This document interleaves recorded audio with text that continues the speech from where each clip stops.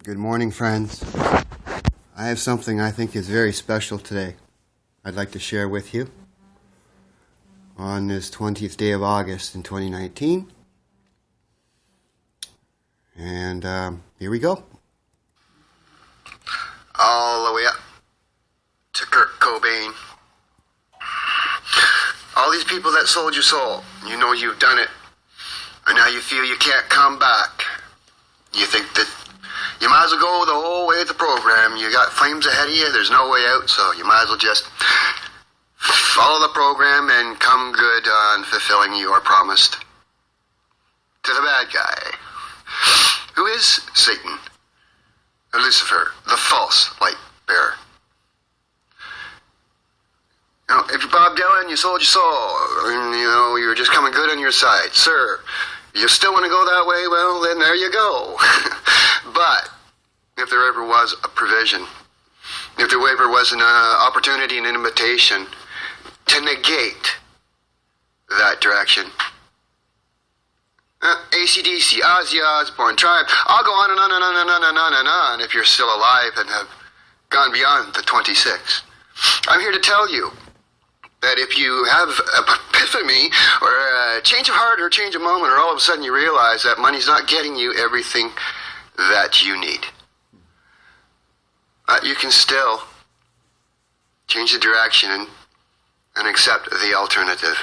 The real true God, the real true Jesus Christ, that doesn't live or exist in the industry that I'm describing, the way he should. So those that don't think you can come back and be saved, I'm here to tell you, I'd like to think that you can. And I'd like to be the person that will tell you that you can. That person to give you that hope. It's coming. What do you think? We're just buffering. Those that know me know that you have to be patient.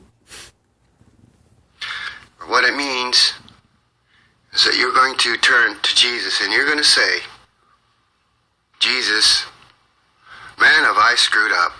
Have I messed up? I'm disconnected from you now, and yet this man talking to me says you can still hear me. You haven't come back yet. You haven't spit anyone out of your mouth. It's not too late. You're not before the throne of God.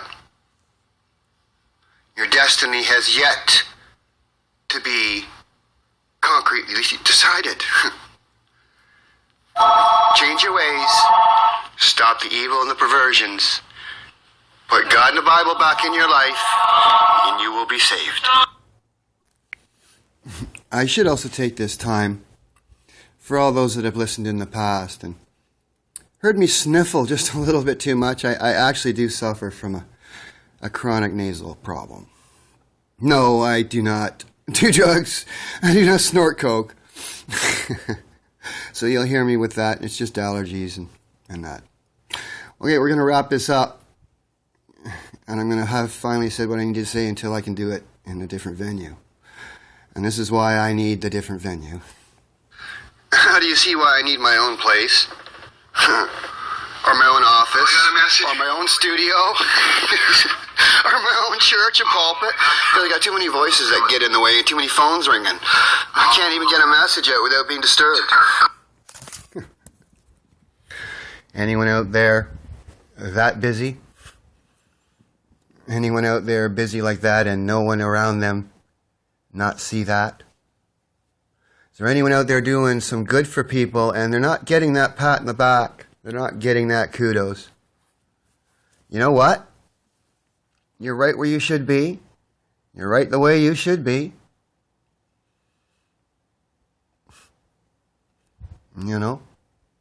Let what you put out there speak and do what it has to do for itself. It doesn't require you anymore. Which is why this message no longer requires me to stand on an electronic pulpit and share it with you. So God bless you this Sunday. You see, I'm not in my church or a church. I am my church, just like you are your own churches. So treat that temple carefully. Keep it healthy. Keep it sober. And keep yourself in check of your faculties. Don't go to a party and drink anything if you expect to wake up in the morning and not have a problem with MK if you're living down there. Just a warning. Be careful of the people that are around you. Those in the industry are not for you. They will make it feel like they are. They will make you feel like you're the schniznitzel, man. As long as you'll produce for them and conform to their will, they will make sure that you're happy and have everything that you need. To be a happy, good worker. I mean, this is how it all works, people. But as you can see, this artist is very happy. But he will be as soon as everything gets wrapped up, comes around, and I'm no longer put on the shelf waiting for others to make right, while he works on me to make right. As it comes to the end of the season, as we come up to a time of election, Canadians want to see a new country. They need to vote independent. They need to get out of the politics that really have no control over what they do and say. Politics that have no choice but to turn a blind eye and ear to the people without jeopardizing the safety and their own position. Right. Truth 101 fact. You're not going to get me on perjury. You're not going to put me in jail for saying something that doesn't need to be said or shouldn't be said. And I think now that it has, in Jesus' name, we're all going to come out a little differently, hopefully a little better than that tragedy that we're currently destined for here. Well, I don't share that tragedy. Again, I share the solution and a way around and out of that tragedy. Should you want to embrace it, you will not regret it. But as others before, other texts and the Bible itself before, if you disregard this invitation, this notice, this warning, it considers you foolish. And to continue to embrace a lie as truth and then die with that is not going to put you into a place where you're going to live out the eternal truth. So my friends, may this be sober. I don't know what you've been told, but there is a heaven and a hell, there is a God and there is a devil. And the devil did fall on pride. He wanted to be something he could never be. The world, the Luciferians, will tell you the opposite. Katy Perry is blind to tell you the opposite. But when she gets that blinders lifted, she's not going to like the people around her too much. And they're trying to prevent that from happening, I think. But then I don't have eyes down there, so I say no more. I tried to convince myself that something wasn't going to happen. I tried to convince myself that I wasn't going to fall in love with someone. And I tried. And I tried. And God just keeps bringing me back to this one thing. And we're about to walk into it, people. And I think those that have followed me now and have heard this message, they know the election's coming, and they know in my town, the candidate, Jane Philpott, is just what the doctor ordered for me here. Can you all see how it fits in place up here? Can you see how God's making and moving things and putting things in place? If you can, that's awesome. If you don't, well, then your world is too busy. You're caught too much up in what's there. You need to take a step back outside and maybe look at things from that point of view. Maybe put yourself in front of that mirror one last time, take a look at yourself, like I'm doing here now. And ask yourself, do you like what you see?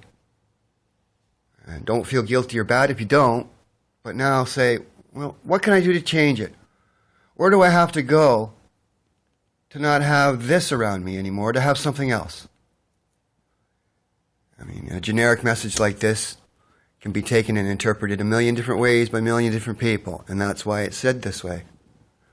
Take it for what it is with a grain of salt, and keep it salty. You know what I mean, jelly bean? God bless, have a good Sunday. I'm still not well. I'm not going to go into it. I'm not at full capacity, but God's bringing me there. He's healing me. So pray for me, and I'm praying for all of you. God bless. Take care. Bye.